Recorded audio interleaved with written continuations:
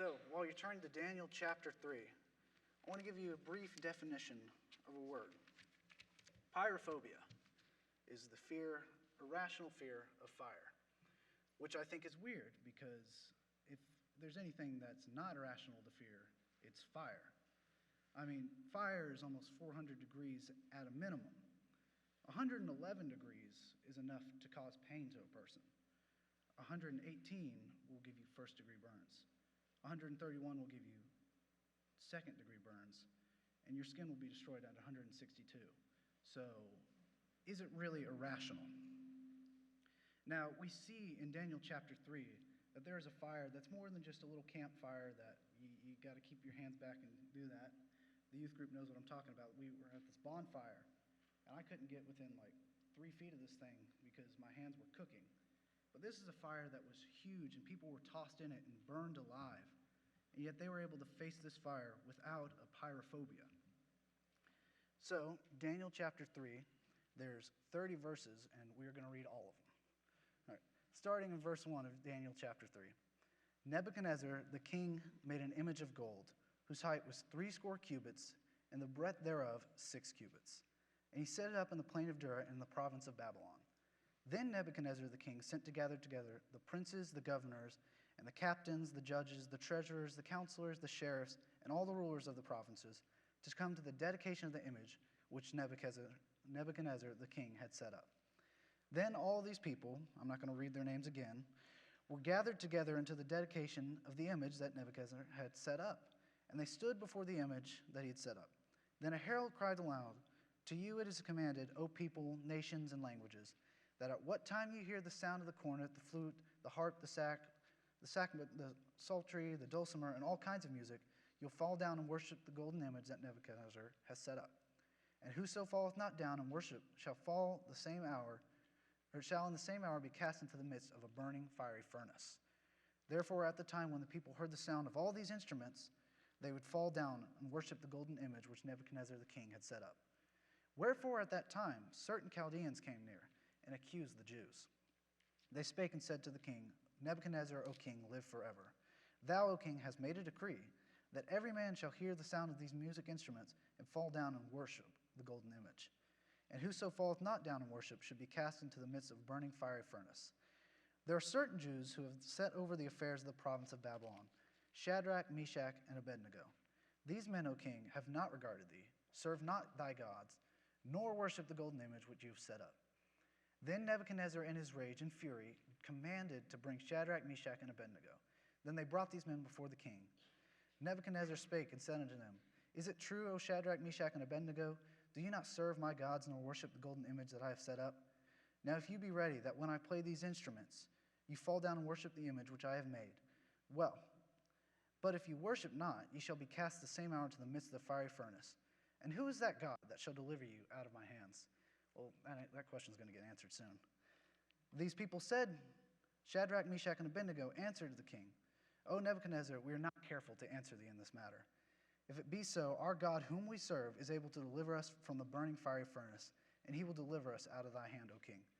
But if not, be it known unto thee, O king, that we will not serve thy gods, nor worship the golden image which thou hast set up. Then was Nebuchadnezzar full of fury, and the form of his visage was changed against Shadrach, Meshach, and Abednego. Therefore he spake and commanded that they heat the fiery furnace 7 times more than it wont to be heated. And he commanded the most mighty men that were in his army to bind Shadrach, Meshach, and Abednego and cast them into the fiery furnace. Then these men were bound in their coats, their hosen, and their hats, and their other garments, and were cast into the midst of the fiery furnace. Therefore, because the king's commandment was urgent, and the furnace was exceeding hot, the flame of the fire slew those men that took up Shadrach, Meshach, and Abednego. And these 3 men, Shadrach, Meshach, and Abednego, fell down bound in the midst of the burning fiery furnace. Then Nebuchadnezzar the king was astonished, and he rose up in haste and spake, and said unto his counselors, Did we not cast 3 men bound into the midst of the fire? They answered unto the king and said, True, O king. He said, Lo, I see 4 men loose, walking in the midst of the fire, and they have no hurt, and the form of the 4th is like the Son of God. Then Nebuchadnezzar came near to the mouth of the burning fiery furnace, and spake, and said, Shadrach, Meshach, and Abednego, ye servants of the Most High God, come forth and come hither. Then Shadrach, Meshach, and Abednego came forth of the midst of the fire. And the princes, governors, and captains, And the king's counselors, all of these people gathered, saw these men, upon whose bodies the fire had no power, nor was a hair of their head singed, neither were their coats changed, nor the smell of fire had passed on them. Then Nebuchadnezzar spake and said, Blessed be the God of Shadrach, Meshach, and Abednego, who hath sent his angel and delivered his servants that trusted in him, and have changed the king's word and yielded their bodies, and they may not serve nor worship any god except their own God. Therefore I make a decree that every people, nation, and language which speak anything amiss against the God of Shadrach, Meshach, and Abednego shall be cut in pieces, and their houses shall be made a dunghill, because there is no other God that can deliver after this sort. Then the king promoted Shadrach, Meshach, and Abednego in the province of Babylon. So, that's a lot to read. We're going to break it down here. So the first thing you look at, is starting in Daniel, is the construction of this faith hall, this fire that they're going to go against. There was a lot of buildup to it. It was the crescendo to the end of this symphony that they had, that this Babylon was building up to it, and even Shadrach, Meshach, and Abednego was building up for it. First, you got to notice the boys' stance. Now, I say boys because these men were on the younger side of things. When they first were captured by Babylon, they couldn't have been very old. They were probably like 13 to 15 years old. They were young. But you look in 1 Daniel, and it goes and describes these. In 1 Daniel chapter 1, or verse 6, it says, These are children of Judah, Daniel, who we know, Hananiah, Mishael, and Azariah. Now, Hananiah is Shadrach, Mishael is Meshach, and Azariah is Abednego. And we'll go over that in a second. But it had said that when these Babylonians are trying to influence these young men and change them to become more like Babylon, they're trying to conform them to the image of the world that they serve, they said they would not defile themselves with it. They're not going to eat the king's meat or drink of his wine. And Daniel had stepped up and said and made an arrangement that they're not going to do this. And God blessed them through that. So we get to see them build up. Out of all the Jewish boys that were around, they were the only ones that had a backbone enough to say, we're not going to do this.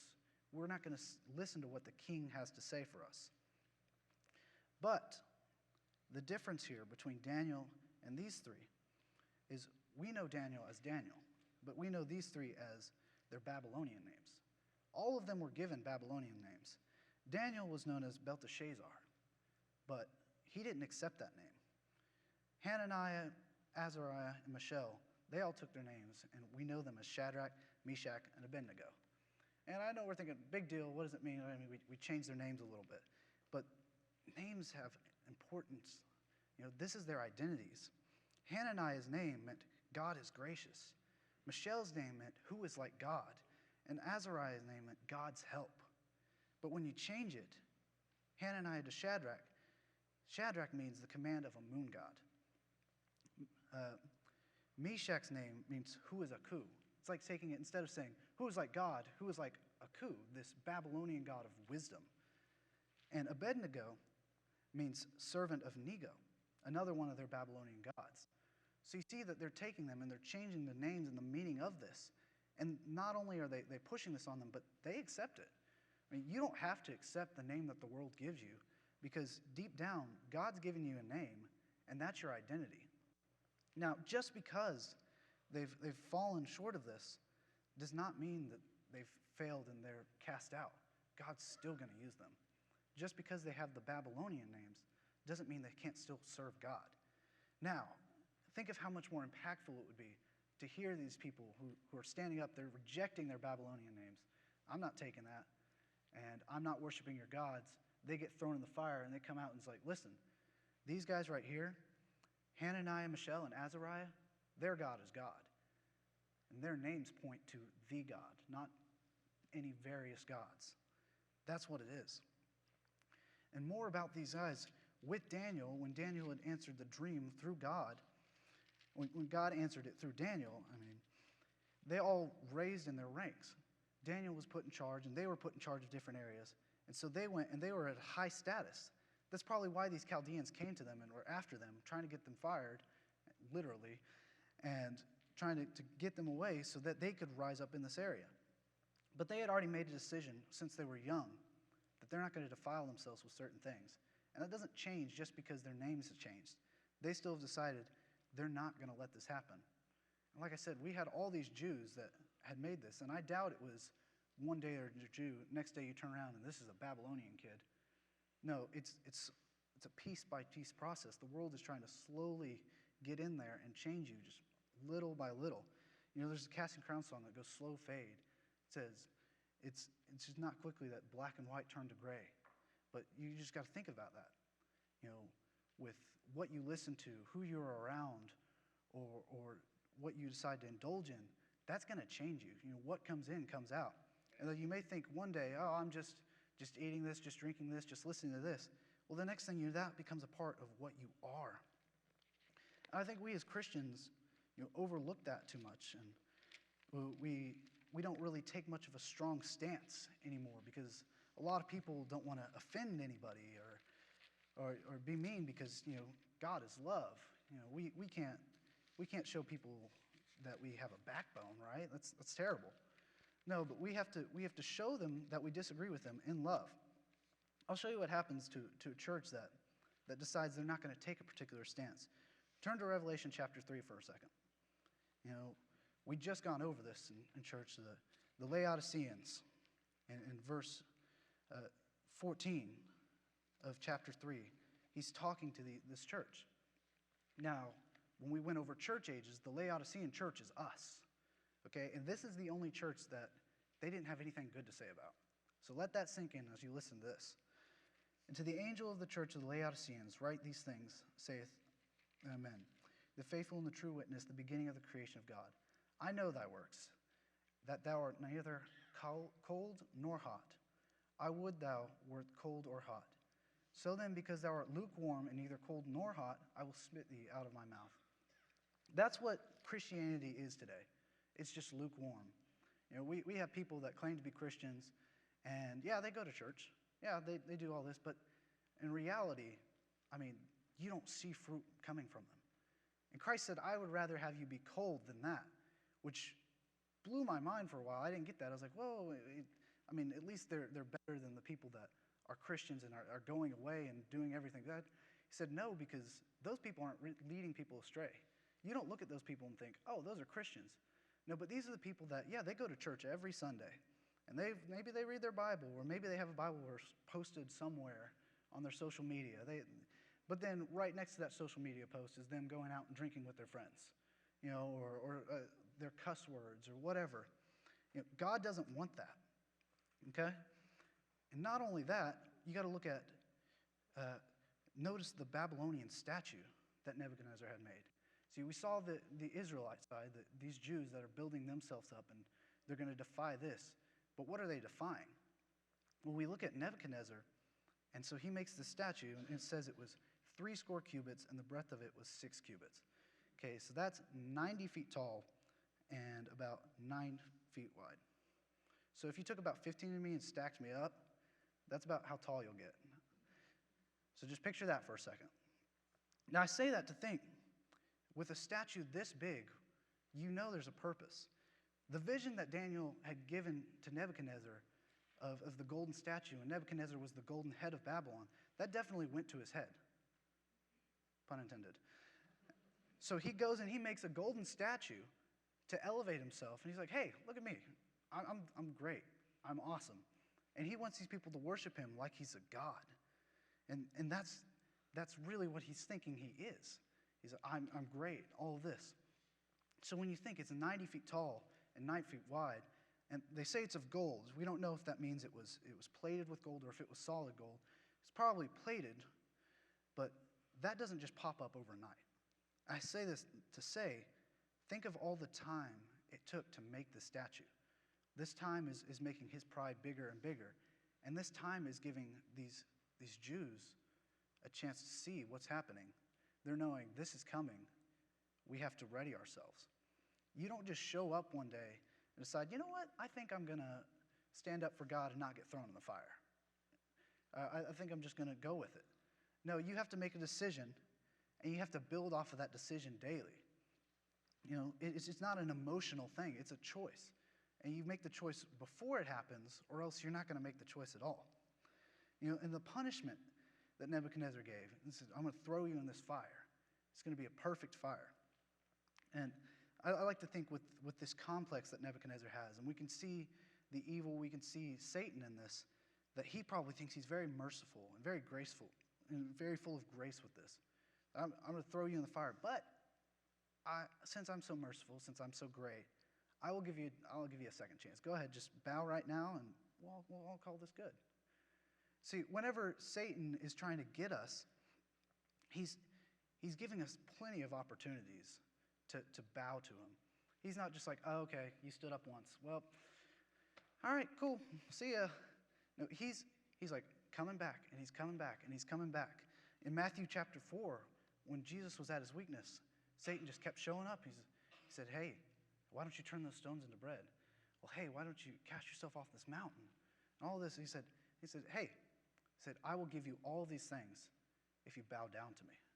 Just like Nebuchadnezzar. Because he thinks, hey, I'm so graceful. I will give you all these things. And he's giving him plenty of chances to do this. But we can't let this persistent little piece of evil just get a chink in our armor, because as soon as it takes one, then that's where he's going to hit. And that's just going to expose everything. So now we go past them just building up to this. We come up to the moment of truth where they're called in to Nebuchadnezzar and they have to face Nebuchadnezzar. Now we can see how they're contending for the faith. You know, and I use that very choice word because in Jude 3, he talks about earnestly contending for the faith. Now, for us and for those in Jude, that meant defending against false doctrine. But worshiping false idols is a big form of false doctrine. Okay, he's trying to get them to stop and bow down and admit that their God is not really the God of their life. Okay, they're not admitting that God's not God, because anybody can go out and say, oh, God's not real. Your God isn't real, and that's their statement. But that doesn't change the fact that God is real. But if God isn't real to you, why is he going to be real to other people? And if Satan can get you to admit that God's not your God, and that you think you're in control of your life, or you're letting Satan control, or sin, or whatever get a hold of you, then he's won, and he can take his place. Look at how swiftly they spoke to Nebuchadnezzar. He said in verse 16, they said, Shadrach, Meshach, and Abednego, Hananiah, Mishael, Azariah, answered to the king, O Nebuchadnezzar, we are not careful to answer thee in this matter. If it be so, our God whom we serve is able to deliver us from the burning fiery furnace, and he will deliver us out of thy hand, O king. See, they didn't have a moment where they're like, all right, huddle up. Okay. Are you good to go in the fire? Okay, cool. You good to go? I'm good. Are you? Okay, no, they were all in accord to say, we are not going to bow down. Okay, and that's something that can't be done without the Holy Spirit. You know, I know that there's a part of me that's like, yeah, no, for sure, I'd go cast in the fire. But if he asked me, I'd be like, no, I'm not going to bow down. No, I think they had some boldness with them. This is a king who's already furious at them. And they said, we are not careful to answer you, okay? We're not going to bow down. We know our God can save us. And even if he doesn't, we're still not going to bow down. I'm sure they had a little bit of smugness there, because guess what? Nebuchadnezzar's not the big one there. God is, okay? And so by extension, they have more power than he does. And you can tell that gets to him, because Nebuchadnezzar's trying to raise himself up. All right, he wants to be a god, just like Satan. And whenever he hears the truth that you are nothing compared to God, and even then you can't twist people away from that, because they know that's going to hurt him. And I like this because we as Christians, I'm sure we say this a lot, and we act like it a lot. It's like, oh, yeah, I'd love to give the chance to be martyred, or to stand up and show our faith. But would we really? You know, what I've always heard that blows my mind is, here's an easy way to tell if you die for God and die for Christ, if you would live for Christ. And we stop and look at our lives for a second, it doesn't really look like it. You know, we say, oh yeah, I'd be cast into a fire, but we don't see people getting cast into fires anymore, because Satan doesn't need to.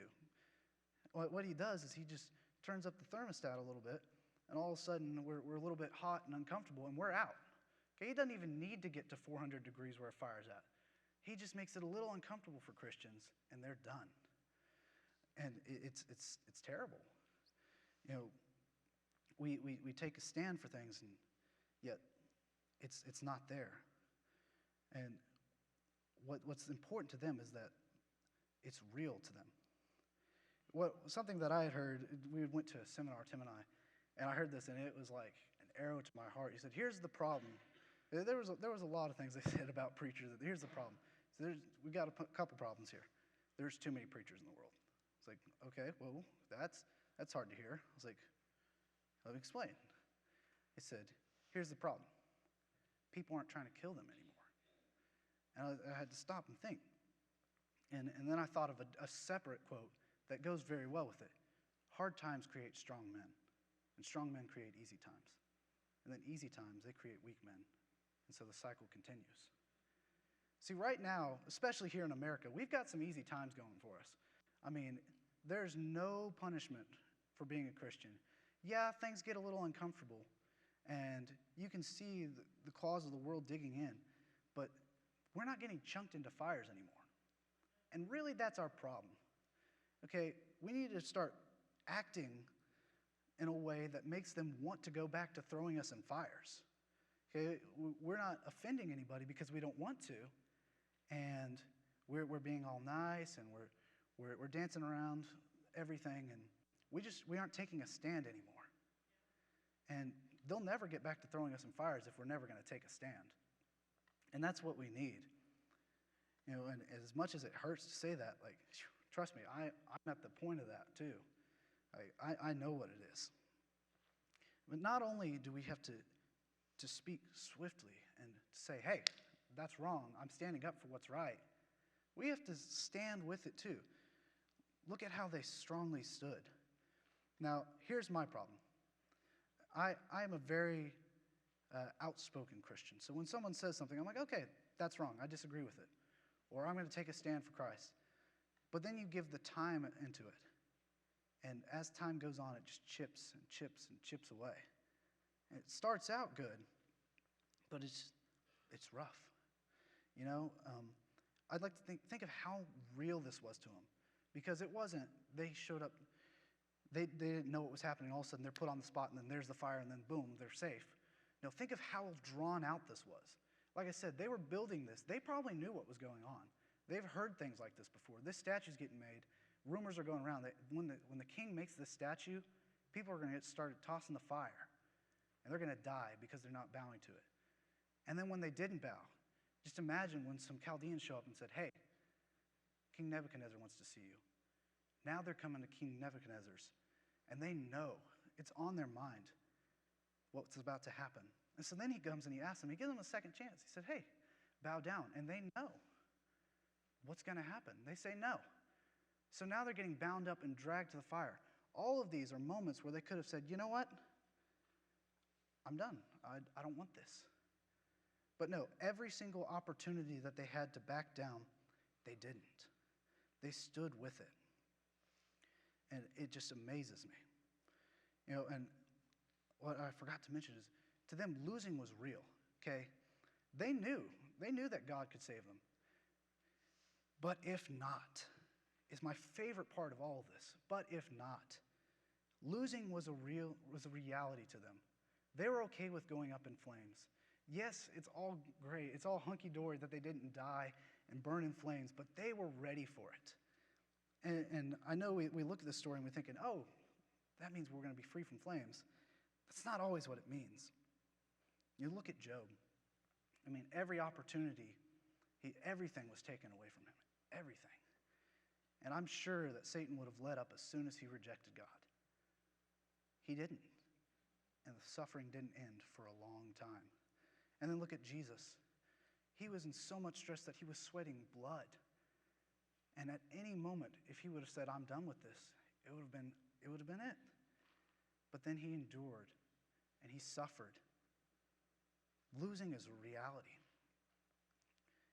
And we just need to have the perspective, not my will be done, but thy will.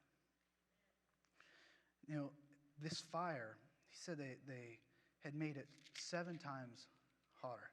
And that's not a literal thing, because I mean, how are they going to tell that? It's like, all right, we're gonna take a stick and we're going to throw it in there. Okay, it burned in 2 seconds. All right, now take another stick and throw it in there. Okay, it burned in 1 second. Now we're getting somewhere. Now, they didn't measure out how this fire is. It didn't actually mean literally 7 times, but this was a perfect, complete fire that they were facing. And they were ready for it. You know, there's 1,000 songs that I love. That's why I loved the ones we did. It relates well. But there's a couple ones out there that are very fiery furnace specific. One I heard was Jordan St. Cyr it's called Fires. And his story was, you know, his daughter was born with this disease. And all he could think about was how hard it was to go through this. And then he read through this and he remembered it. And so here's what he says about it. The favorite part for me is, you've walked me through fires and pulled me from flames. If you're in this with me, I won't be afraid. When the smoke builds higher and higher, and it feels like I can barely breathe, I'll walk through these fires. Why? Because you're walking with me. So now we can look at confronting the flames. He said he commanded the most mighty men that were in his army to bind Shadrach, Meshach, and Abednego, Hananiah, Mishael, and Azariah. I'm going to keep repeating that until we remember that. And took them and he threw them in the fire. And it said, therefore, because the king's commandment was urgent and the furnace was exceeding hot, the flame of fire slew those men that took up Hananiah, Mishael, and Azariah. Why is that important? This part just jumped out to me. These are mighty men, the strongest men that he had in his army. And they bind up these guys, and they throw them in the fire, and they're not even in the fire, and this fire kills them. But then it goes, and it says that this fire had no power over these guys. And then not even their hair was singed. And they have no hurt. In verse 25 is what it was talking about. And I had to stop and think. The reason why is these mighty men that have built themselves up, they're built up in the flesh. And they're built up in their own strength. We have a lot of people that, don't get me wrong, they are very strong. And they're strong in more than just like they're buff guys that are soldiers for Nebuchadnezzar. No, these are people that, hey, they have a backbone. Maybe they read their Bibles and they do the right thing and they stand for what's right. But they don't have that spiritual strength because they're not spiritually grounded in Christ. Okay, you could be as well versed in the Bible and have the strongest set of morals that a person could have, but that will always fall short. And you'll know because whenever it comes to a fire, they'll get burned up quick. But not these three. No, these three were fine because in verse 25, or verse 24, he asked the question. I can't help but laugh at this. You know, what you guys need to know, when I was a kid, I had played Nebuchadnezzar in the play. I killed it, just saying. But I just remember feeling that emotion. It's like, look out, and it's like, didn't we throw 3 in the fire? It's like, yeah. He's like, all right, I'm not a mathematician here. But you throw 3 people in something that destroys everything, there should be 0. And the guy's like, yeah, makes sense. It's like, there's 4. Fire doesn't make a 4th. No, but the shock that had to have been on his face, it said his visage was changed when he was angry. I imagine that his countenance was changed when he looks into a fire and sees 4 people. And says, I see 4 men loose, walking in the midst of the fire. They have no hurt. And the form of the 4th son, or the 4th is like the Son of God. Christ was in there with them. And this is why we can always face these fires that we have in our lives. Because guess what? Christ is right there with us. Okay, there's nothing that Christ is going to put you through that he is not going to walk right beside you with. There's no pain you're going to feel that Christ hasn't already felt. He's bore more weight than any of us ever will. You know, the crucifixion, that had to have been the most painful thing anybody could ever experience. So is our pain that bad? And the sin that he wore, we think carrying our sin is bad. He wore the sin of the world. And the heartbreak that we have when people leave or when people spite us or to think that a soul is lost. Casey, I want everyone to go to heaven too, and it breaks my heart to think that there are people that don't. But think of how much it breaks Christ's heart. I mean, I only get about that much time to get to meet these people and to try and to love them. But Christ knows everything about them, and he has to feel that pain. So do we really think that Christ is going to make us go through pain, that he's not suffering with us? And this pain has a purpose. Okay, we're going through all this, and he's got a plan. Because none of this is going to happen without Christ going through it with us and making something great from it. Whenever they get out of the flames, I had this thought that, it doesn't say it, but it's a question that I wonder. It had said that their hair wasn't burnt. This fire had no power on them in verse 27. And it said their coats weren't changed, and the smell of fire had passed on them. But something that they didn't mention that I wonder is they were bound up when they were thrown in the flames. But they were walking around in the flames. And then they come out of the flames, and they don't mention what they were bound up with. I'd like to think that the one thing that was burnt when they were thrown in those flames was those things that were tying them down. Like, whenever you think that you're free and that you're in control, that's why you're bound up. But as soon as you give control to God and let them toss you in the fire, yeah, it may sting a little bit, but it's going to refine you. It's going to make you better. And you're going to be free. And then the great results from it. Nebuchadnezzar asked the question earlier. Go back for a second. He said, "Who is the God that shall deliver you out of my hands?" In verse 15. Well, in here, in verse 29, I decree that every people, every nation, every language which speak anything amiss against the God of Hananiah, Mishael, and Azariah shall be cut into pieces, and their house shall be made a dunghill, because there's no other God that can deliver after this sort. There, that answered his question right there. The God. There's three options for how this could have went. And I know how we are. We're very fire-focused. We look at this and it's like, I wonder, whenever I go to face something like this, am I going to be burnt? So I've boiled it down to just two words for us to remember.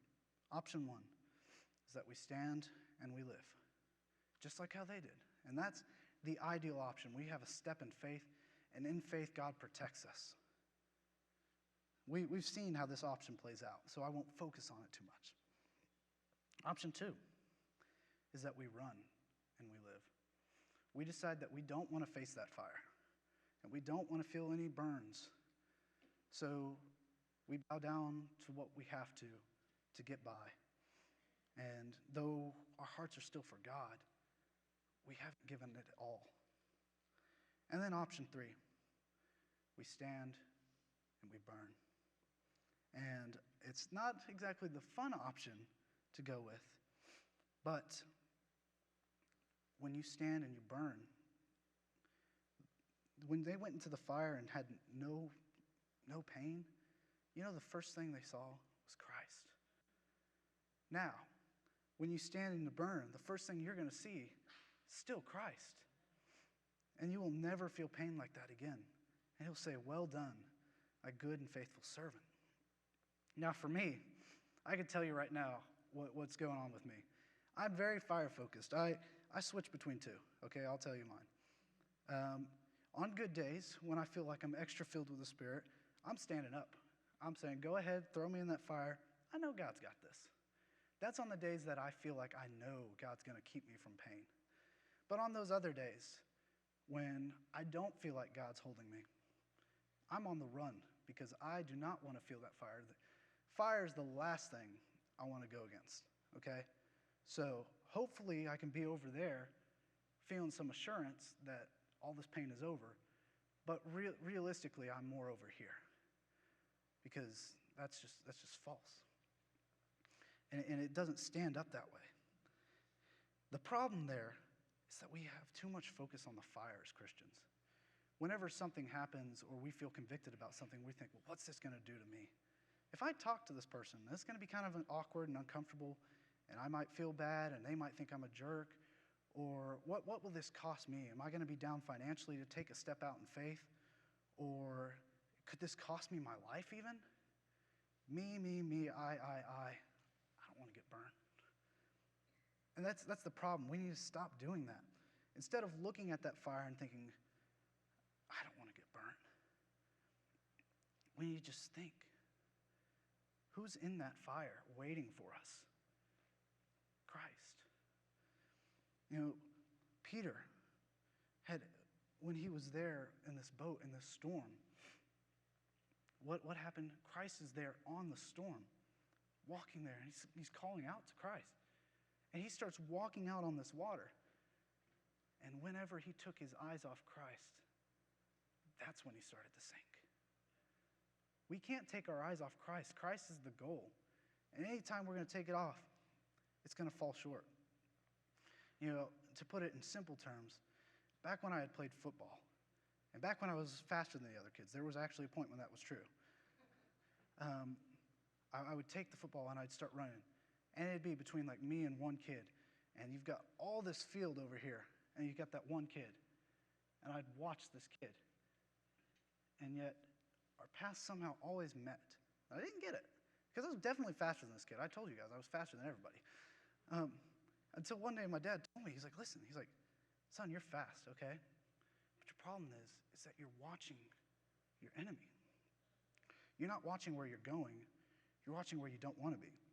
You can take this concept and apply it to driving, okay? Please don't ever drive down the road and look at everything but the road, okay? You have to look at where you're going, or else you're not going to get there. So when you stop looking at these fires, I guess you know where you're going to end up? You're going to end up in the fire anyways. So look to Christ.